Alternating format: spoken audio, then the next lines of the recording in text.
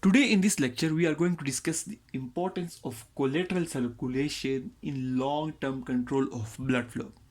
We are basically discussing the local and humoral control of blood flow by the tissues, that how tissues basically control their blood flow according to their needs. And we have discussed in detail that basically the tissues can control their blood flow according to their demand in acute and long term. Like they can increase their blood flow rapidly within seconds to minutes, and then they can increase their blood flow over days, weeks, or months, and that is known as the long term control. Now, in the last lecture, we discussed that the long term control basically is due to the vascularization or due to the formation of new blood vessels. For example, this is a tissue and the demand of this tissue has increased over a long term, like the demand of the muscles or a tissue has increased for a long period of time. Now this demand of the tissue cannot be met with acute control. Acute control we have discussed in detail in previous lectures. Now the demands can be met with long-term control, and the most important thing in the long-term control is the revascularization of the formation of new blood vessels. Like if previously there was just one vessel, now there will be more formation of more vessels, and this is known as vascularization.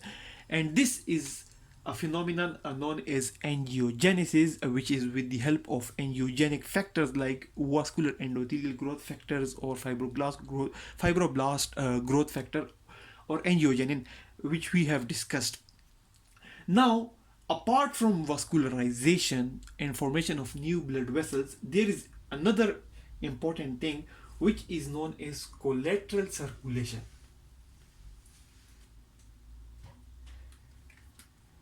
Now suppose for example this tissue, again this is being supplied by a blood vessel.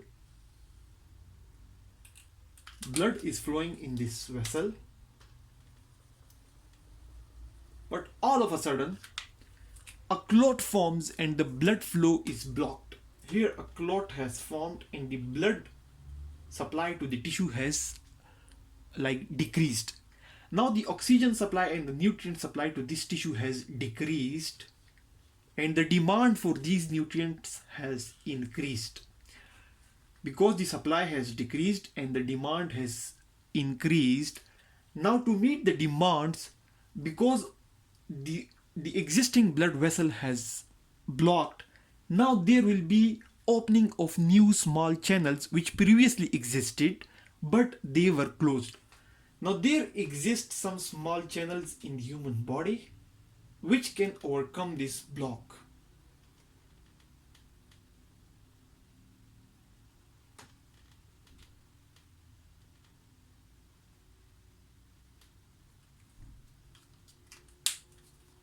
Previously, blood was going directly to this tissue with the help of this vessel. This vessel has been blocked due to thrombosis or atheroma or anything. To overcome this block, the blood flow from here above the block to this side in a vessel which is known as collateral. So initially the small vessels open, these small vessels which overcome the block and which brings the blood uh, in the presence of a block, despite of a block. These are known as collateral vessels, and initially some vessels they normally exist but they are closed. Initially they just open. The collaterals initially they just open. Then after some time, when these collaterals open, small amount of blood start flowing to the tissue and starts meeting the demand of the tissue. But this blood initially is like 1 by 4th. Is 1 by 4th, like the blood flowing in the main vessel is very much sufficient to meet the demands of the tissue, but the blood flowing in these collateral is initially very small amount. Then the dilation of these vessels occur. These blood vessels, these collaterals then dilate. Initially they open, then they dilate. And then when they dilate, they can like meet the demands, half the demands. initially 1 by 4, then 1 by 2, or half the demand of this tissue can be met with the help of the opening and dilatation of these existing collateral vessels. Now this response mainly is neurogenic, and we can call it an acute response. Acute. But we are discussing long-term control. So if the blood vessel remains blocked for a long time, then there will be formation of new blood vessels. There will be formation of new blood vessels over a period of weeks or a period of months, and blood may come through these vessels or any other vessels which may form in any direction. But normally small multiple vessels form over a period of time, and they are sufficient to meet the demands of the tissue and to keep this tissue alive. So this is basically formation of the collateral circulation. Like these vessels, these opening of the vessels, these dilatation of the vessels, and this formation of new vessels, all of this is known as the collateral circulation, and the importance of this collateral circulation is to overcome this block.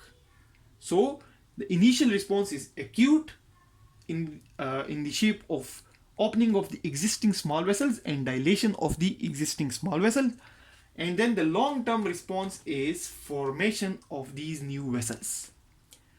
But there is one important thing. These collateral circulations, which have opened up over a period of minutes, hours, days, weeks, or months, they are sufficient.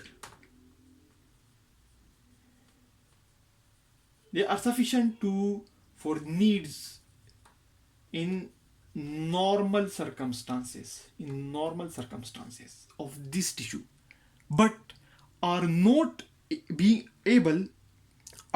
able to meet the demands of this tissue in exercise or exertion.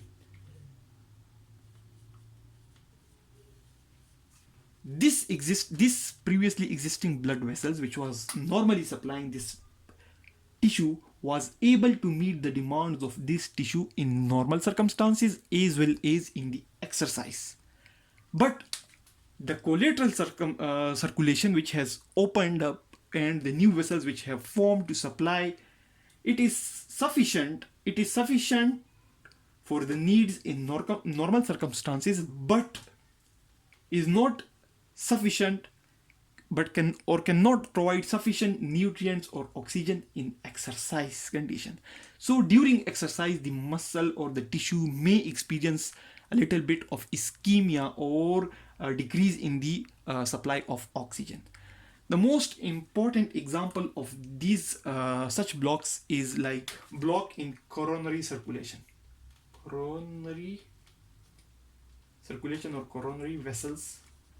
The vessels, basically, these vessels supply the muscles of the heart, and when they get blocked, the patient, a person may experience MI. Now, if this MI occurs in people aged 60 or more, there will be enough collaterals present to supply the tissue of the heart.